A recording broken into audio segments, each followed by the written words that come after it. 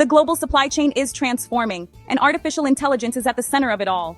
By 2030, 58% of global executives expect supply chains to be more localized. Only 31% still believe in globalization. The shift is massive, from chasing low costs to building resilience and control.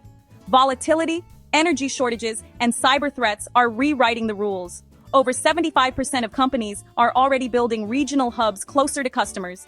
Energy reliability and labor costs now drive location choices. But risks remain. Top threats for 2026: economic swings, tariffs, geopolitical shocks, and cybersecurity attacks. To fight back, companies are turning to AI. 7 out of 10 businesses are already using AI in their supply chain operations. From quality control to risk prediction, AI is improving precision and speed. In 2026, AI will be the top supply chain investment, chosen by 75% of companies.